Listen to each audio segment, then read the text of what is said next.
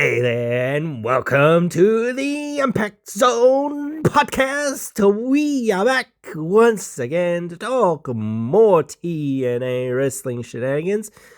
I don't know whether I'm actually going to do a review of Emergence. At this point, I think the time period perhaps has passed for people's interest levels in that. Unfortunately, I was sick. So we're going to move on for now and discuss other things for now and see how we go.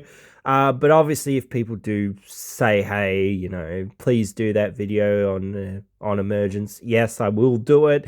If there's interest in it, obviously, I don't think that there is going to be. But for now, for today, I wanted to discuss something that I think TNA needs to do. And a lot of wrestling companies can do this, and they've done it in the past, is trim the fat. And one way to trim the fat, so to speak, and become more efficient at telling stories is, this thing that when you see somebody's entrance or whatnot, somebody coming down the ramp, yes, you can hear the commentators and whatnot telling you, maybe a little bit of a story, but hey, when you've got a story between two wrestlers, you can have the picture-in-picture of the other wrestler that they're gonna face in whatever number of weeks' time or whatever it is, coming up and saying their little promo on that wrestler as they're making their entrance, just saving that little bit of time sometimes of, now we're going to cut to backstage of seeing what such and such's promo is.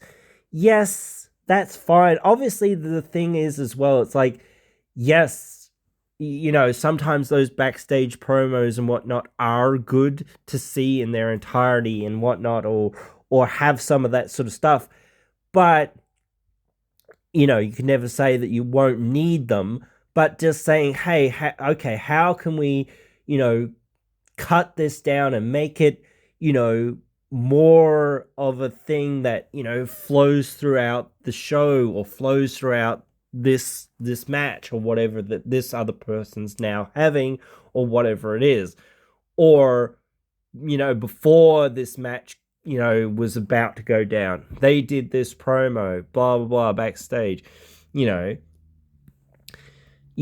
have to be super efficient. And that's the thing, like, I've said this before with some of the things that are happening on TNA TV. It's like, I want to see more of this, or I want to see more of that. And it's like, there never seems to be enough time for everything. And they don't tell enough stories. Sometimes it feels like they're telling too many stories with too many things, like, or there's too much divided attention. Like with Rich Swann, it felt like, man, where is this guy going? He's just having an X Division title match on this show, in the start of the show, or whatever it is.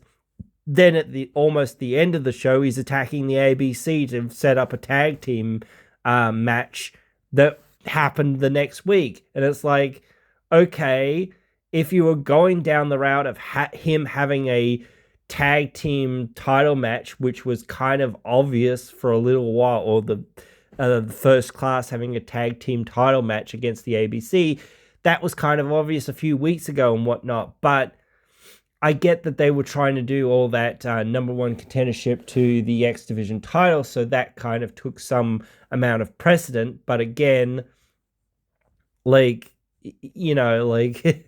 there is that thing of being like, well, you still need to be telling this other story that's alongside it, and it needs to be, kind of clear where this is going. And perhaps even like the ABC shouldn't have even been involved in the tournament to start with. Tell their own story. Don't go off and go, okay, we're gonna blend these stories together. You've got to tell one coherent story, so, or, two coherent stories. One coherent story is the Ultimate X qualifiers and whatnot. who's going to qualify for Ultimate X. And maybe saying, hey, let's cut down the number of these matches, that are going to happen. And I even think the whole getting Speedball to qualify for his own title was a little bit silly or whatnot. But I guess they kind of were like, well, we want to hold the title off to Wentz or whatever else it was. And that sort of thing. I don't know. It was like, dude, what are you doing? And in some ways I do feel like, well, they're very much placating to what WWE wants in some regards, and whatnot. So there is that side of things, and you've got to try to do as best of what you can. And I think that WWE was saying, hey, we want your champion on our show or whatever, and this and that. And it was like, Wentz is already there, and it was like, oh, well, put the title on him or whatnot. I don't know. So again, just knowing that was the direction or that was the plan going forward, was like, a little bit more needed to be done with that, I think. And the star power in some of the matches, just wasn't there. And whatnot. So it was like, and some of the matches, it was like, oh yeah, there's a lot of star power here. I think Riley Osborne probably won the wrong match. He probably should have been in one of the other matches where he could have been seen as I don't know, an up-and-comer or just a surprise win or something more or whatever. I don't know. It felt like, wait a minute, this guy's, somehow beat, these other guys and whatnot.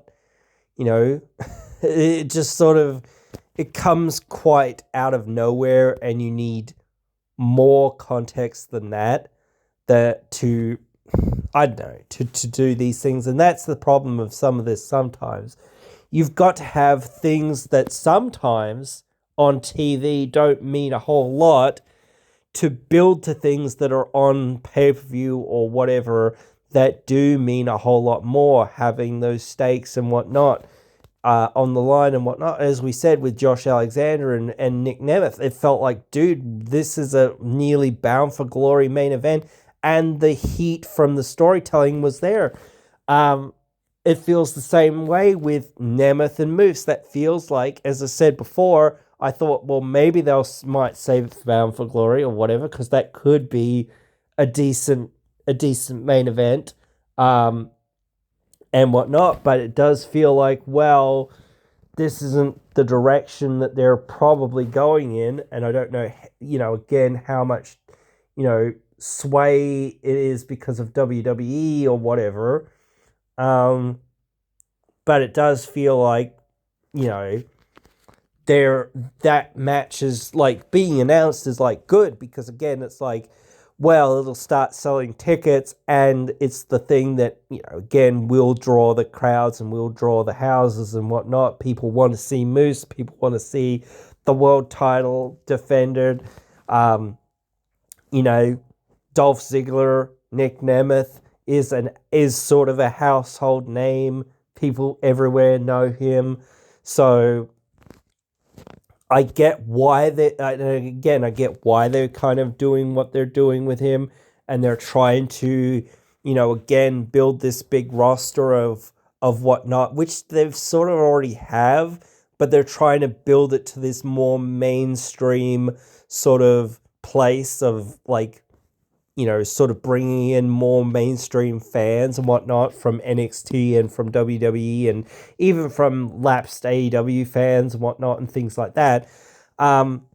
So yeah, I get what they're all about there, but it's just at any time it feels like, they need more TV time.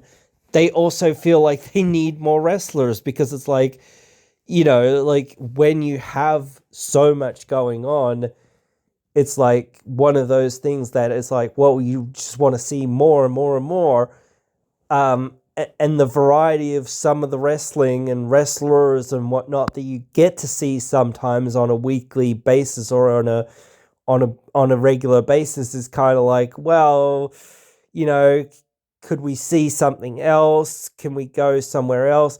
I kind of like what they were doing with Jake Something, and this is something that I didn't really touch too much on my video about Jake Something and talking about his potential in the future of being a top tier champion and being a main event guy and whatnot, was that turning heel. Dude, I think that if he could work heel and turn heel and actually carry that in some way, that might work. Like him healing up his, same sort of thing. No one really believed in me and whatever else and whatnot. So I'm going to prove you all wrong. Take it in a different stance and whatnot. Just be super aggressive with it and be like super in everyone's face with it. Don't be so nice. Be a bit nasty. I don't know. It's one of those things that you start saying, well, it kind of feels like something that you shouldn't pull the trigger on, and start doing for a while. But it's like one of those things that you could start saying, okay, we start with this heel run that starts here or there, wherever it is. It already feels like it's almost already started, but, you've already started to plant those seeds, and it feels like you're going in that direction. All right, so where's this going? That's a great direction to go in, and okay, let's figure out how we can get Jake to the next level, because like just being a top heel won't last forever. Like, you need to ebb and flow with what is kind of going on and kind of the situations that kind of arise as you're going along in your career. This is just a developing stage. And I think, don't want to compare him to Roman Reigns, but he kind of feels like Roman Reigns in some regards. Like, if you had have continued to put him in the position of being a top babyface, I feel like that would have been incredibly tough and would have felt very forced. I think that they realized that and they said, hey, wait a minute. We don't want to just do that. We want to explore this character, which is good. You always want to do that. These little story beats that you can do. And where is this going? What is the point? How do we make a new wrestler into a top guy? And how does that bring in to us, more fans that aren't watching, bigger gates, more buys, more merchandise, etc., etc. It's the wrestling business boils down to being a business at the end of the day. You've got to be making money at the end of the day. You've got to be saying, how does this make us money at the end of the day? They're making their money at the end of the day, yes. Obviously, they're still in business. They've been in business for over 22 years or whatever, but you need to keep doing that. You need to do it for another 20 years, another 20 years after that, and another, you need to be continuing to do it forever and ever and ever, or for as long as freaking possible. And that happens day to day, week to week, month to month, year to year. Even hour to hour or even minute to minute, you need to be saying, okay, how do we fit not just Jake Something, like, and I say this about every individual wrestler or every individual story or whatever it is that's happening this month or whatever it is, or whatever is happening to the build for Bound for Glory. How do we make as many things that we can and fit them into this, this event that we're trying to promote? What is the story for the ABC? What is the story for, Jordan Grace? What is the story for, whoever it is, whatever it is? This is something that I don't think we probably covered, but I did see it, that Giselle Shaw asked for her TNA release. And that sucks, bro. Like, she was very good there, and I think that she had a lot of potential there. And it sucks because it's like, now she's gone, and it's like, but I don't know that to be 100% confirmed, so I do hope that it isn't, but like, this is what I'm hearing out there and whatnot. And I don't know why this is, but it kind of feels like, well, she just wasn't being used for a fair while there, even with a return and whatnot. It felt like, it sort of starts becoming the John Cena problem of like, you've got one great big talent, Jordan Grace, and it's like, who else is even on that Knockouts roster? And it feels like there's not very many people on that Knockouts roster right now that are going up to that. And it feels like, Giselle came back as a babyface and was like, why are you being a babyface when, you're competing directly for babyface material with the champion? Like, you should be competing with the champion as a heel so that you can actually take that title off of her or work with the champion. Even though she'd worked with the champion before, I get that, and perhaps like a little bit of a refresh was needed. But again, they just didn't have it doesn't seem like they've got enough heel wrestlers in that female division right now for Jordan to really work with. She's beaten everyone that's there, and it's like, well, or pretty much. But again, it's just like, well, what do you do? Like, you need to have somebody being the star, obviously, but you need your whole division to be healthy. You need your whole division to feel like every one of these people, or almost every one of these people, has some sort of potential to be one of the top stars in that division, and is a draw for me to come and say, okay, I can't wait to see this person and this person wrestle. They're not just going to wrestle, I know that. They're going to wrestle, but I'm going to see something between them, a story that is built on something, not just, I want that belt, I'm going to take it off you. Yes, there is obviously that element, but there is so much more to it than that. You can't just have, the traditional wrestling story of, that's an important belt, I want to take it off you. Obviously that's part of it, but you have to have more than that. What is your reason for wanting it? Look at Cody. His reason for wanting it was, hey, my father, he nearly won that belt, but he didn't. And now he's dead. And now I want to, put that belt over my shoulder in representation of him or whatever. Like the legend that he was. And he should have held that title, So I'll take it for him, and whatnot. You have to design each person's character motivations, and sometimes that goes hand in hand and working with the talent again. Let's work out, what are your character motivations?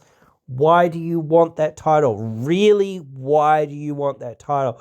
Or really, why do you need that title? What does it mean? What, not just, I'm going to be the face of the company. Yes, but why is that important? Why do you need that? Like, is it because the money? Like, the old Kevin Nash route, like, money is the goal.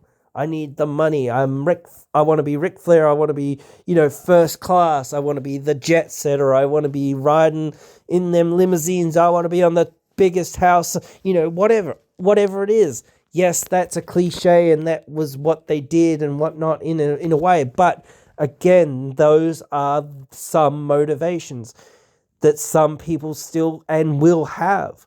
What is the purpose of you winning this title? Not just to say, I'm the first black champion to win it. Yes, that can work, in some ways, but not just that. You need more than that. Why? Why do you need to be the first black champion? Or whatever it is, Why is it within you? Why is it your job? Why should people care about you specifically rather than, like, I don't know, Keith Lee or whoever else is on the roster?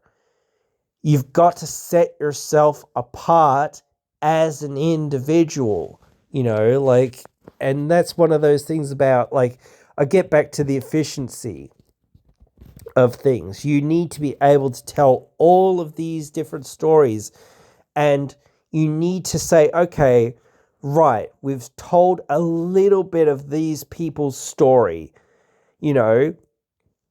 so we're going to need to tell more of that story. We have to tell little bits of this story building up to them having their match. But since we've got other talent, now we need to spend our time on saying, okay, right, people can wait 1 week to see some sort of progress. They don't need to see progress every single week on this one story, because it's pretty much, they know that it exists. These guys are going to fight, or these guys have got something brewing or something cooking between each other. So let's start having something else. These other people having their stories, their moments, their setup to what their match is going to be. And then you start doing a little bit of this and a little bit of that. Here's these people. Here's these other people. What are their, stories? Where are they going? When are you, going to be able to see them, resolve their issue that they have, in a match for whatever stakes there are on to be had. I think that Steve Macklin versus Eric Young was a very good match, and it had some stakes to it. I don't think that the story that was behind it was told well enough. I think that there's a lot of, like, there was a great story to be told there. And I think that, it was very rushed. I think that, again, it felt like they were trying to do too many different things. It felt like, here's Hammerstone and EY, which, yeah, sure, okay, fine. You have Macklin sort of cost EY a match, which leads to a match. Again, that felt like maybe that should have happened like a few weeks ago, and you should have been building this match between EY and Macklin for weeks and weeks and weeks. Not just, oh, well, that just happened and tomorrow night they're going to fight, without much more behind it. The story that Macklin was trying to tell and whatnot was there. I think that would have been a great story to really dive into. And it sort of sucks to say, well, maybe you should say, let's put it on the back burner and not give them a spot on pay-per-view. But it's like, well, then maybe we could have had more time for something else. But what? I don't know, but then again, there was a lot of good stuff on that show and whatnot. But again, just like same with the ABC versus First Class, like the addition of Casey Navarro. Okay, maybe that should have been something that was hashed out on TV or whatever else, and in promos, in moments, but they needed a match or whatever else. I don't know. Tough to say again, but it's like, well, this is just thrown together now, and now it means nothing, and there isn't enough behind it, and you should just like leave it. I think like the pre-show, same sort of thing. Like there was a little bit of a build to PCO and the mystery opponent or whatever. It was going to be Matt Cardona originally, and that was sort of penciled in, and people knew that it was kind of going to happen, or something of that ilk, at least. And then it's like, Shira. Okay, this wasn't thought through at all. I don't think at all. Because the reaction was absolutely zero to Shira. Like, people remember Shira from when he was in TNA, like even a few months ago or whatever it was. He's never done anything in TNA. Like, never done anything of any note. Now, perhaps that's on TNA for not giving him anything. But, again, he's never done anything. So people knew that. And it's like, okay, whap, whap, this is a dead segment now. It's going to go nowhere, and people know exactly what to expect. PCO is winning this match and wandering away. This isn't even a match that interests people now. Now people are tuning out because it's like, oh, it's just Shira. No big surprise there.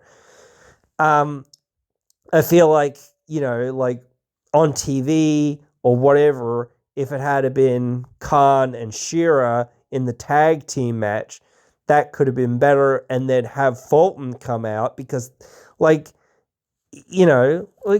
people do remember Fulton, and they remember him being in Sanity and being in Violent by Design. Oh, OVE. Not Violent by Design. The other one.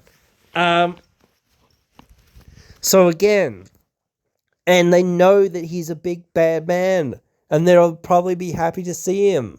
Like, so after being on the indies for so long, and, he's appeared here and there and whatnot.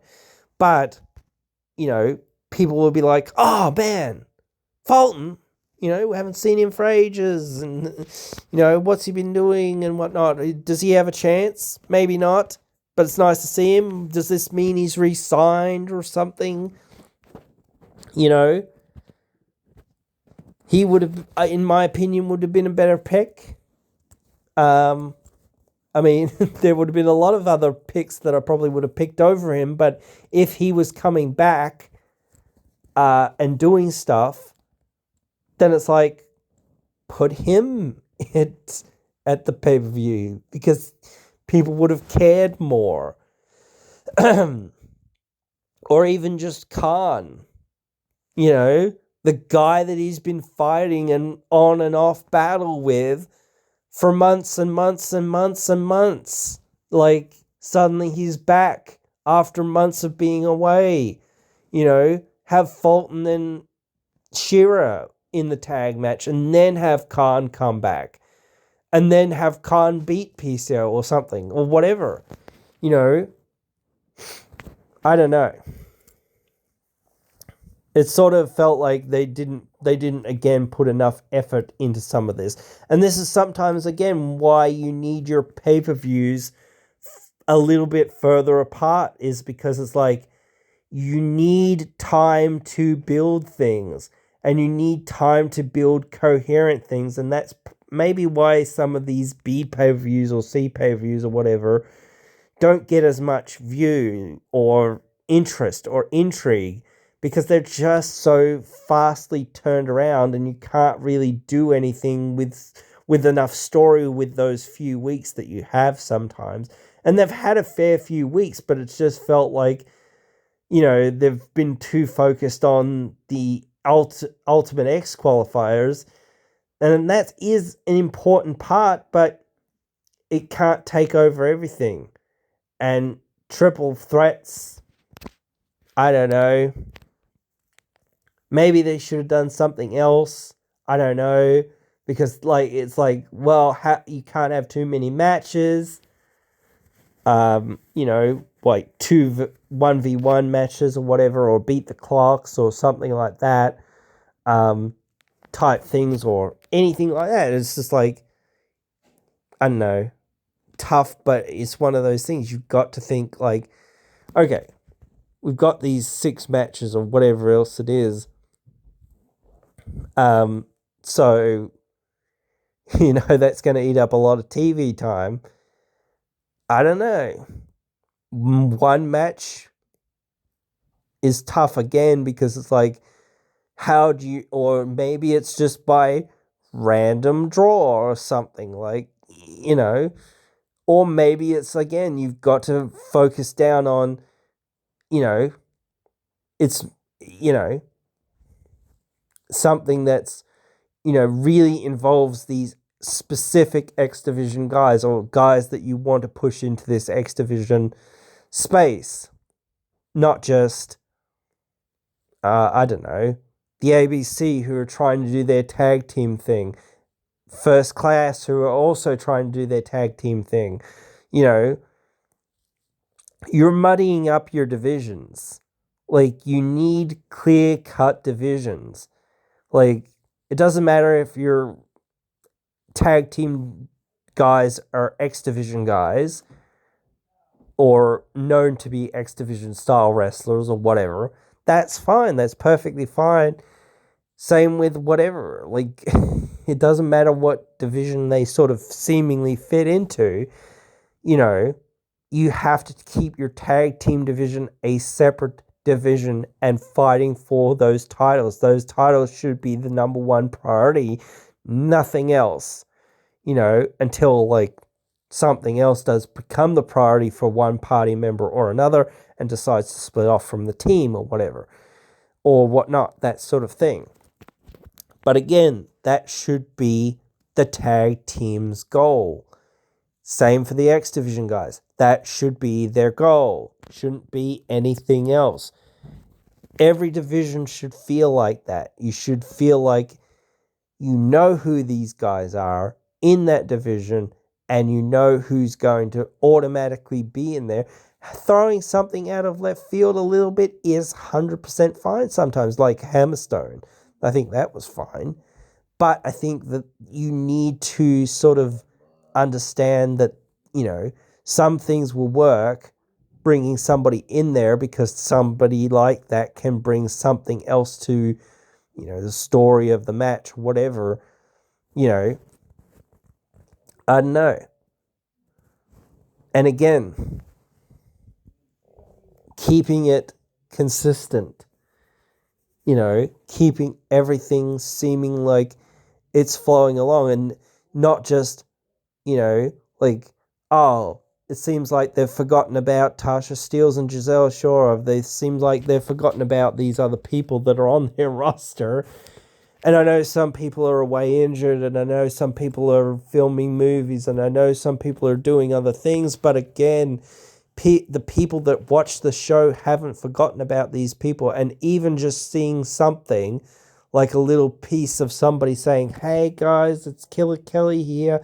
I'm on the set of my movie that I'm filming. I hope to see you guys again real soon. Or something, a little update. Oh guys, I just found out that I'm tested to positive. I'm pregnant. Whatever. So I'm going to go off and have a baby or whatever. Or I'm coming back in and I'm saying, hey, it's me again. And I'm saying, oh yeah, the baby's, due in so many weeks. Every now and again, just having that little checkup of somebody, what's happening in their real life. Are they injured? Yes, they're injured. Okay, let's get them on for a quick interview. A few seconds. Like, okay, or even just a digital media exclusive. It doesn't have to be on TV. But again, just these little things so the fans can, understand this is what's happening. This is where things are at. This is, what this person's doing. We are keeping tabs on them. And this is why, again, like I said before, you can't have too long of matches on TV, because there is so much story that needs to go into everything. Yes, you need to have matches, but you need to have story there too. And there's so much story that to be had that you need to have the story in the match as well with those promos. You can't. You need to have some backstage promos and some backstage segments or some other segments that are out and about or wherever or whatever. But you need to have some of those things crossing over as well, so that you can cut time down on some of these moments and matches and whatnot, because otherwise it gets too much. So guys, that is some things that I think that TNA and other wrestling companies need to do. They need to get more efficient at telling these stories, building up to these big matches, because, then when you've got your 3-hour pay-per-view, you can have as many matches and as much match as you want, So you get that time to pay these stories off with really good matches and really good moments and whatnot. At those times, you don't get to do that on regular TV, and that's why regular TV matches are probably going to be, 5 minutes or so. And that's what you need to do. You need to cut your, TV matches down. Maybe your main events or whatever need to be a bit longer or whatever, but still you need to keep the TV matches to being shorter so that you can tell more of a story along the way of, like, all of these things are going on. You're going to see little snippets. Sometimes you're going to see the knockouts this week. Sometimes you're going to see the tag teams this week. Sometimes you're going to see the X Division guys this week, or a mixture of the tag team wrestlers and the X Division wrestlers. Or you're going to see a mixture of the X Division wrestlers and the knockouts wrestlers, or whatever else it is. This week's all about the main eventers. You've got to see some of these guys sometimes on each week. You've got to have a main event match, and something's got to fill that main event.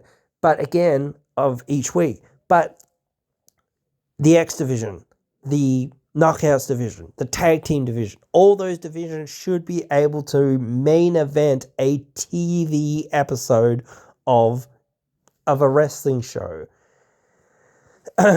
So, and keeping the world title to main eventing pay-per-views is probably a decently good idea as well. Like, just saying, okay, yes, we'll have the TNA title also main event TV matches, but make that a rare occurrence. Don't make that, a weekly occurrence or even of whatever. Make it a very rare occurrence for the most part. Make the matches that are on pay-per-view the things that, end with the main event of the title match. So that, again, you can only really see those title defense main events on pay-per-view when people go to pay to see it, for the most part. Not always, but again, for the most part. But yeah, those are some things that I think that needs to be tightened up so that, you can do more with the same amount of time that you've got. I think 2-hour show is pretty much the perfect show, and it would lend itself, if they did this, because no other wrestling company really does this right now, it would lend itself to the more TNA sort of mentality. Everything's happening all the time. It's always all go and whatnot. They could really make themselves feel like TNA. Things are happening all the time. You're getting total non-stop action and that sort of thing. Yes, you need time to let things breathe sometimes as well. Even TNA needs that. But again, just making things feel like this is coherent, this is happening, and this is what's going on, and it's clear and concise, not just, and everyone feels like they have a role and has a direction and a path. So just doing that for everyone in every segment and every single week would make things way better. So let me know what you guys think. Write your thoughts down there in the comments below. Hope you've enjoyed this one. Hope you will join me again in the next one.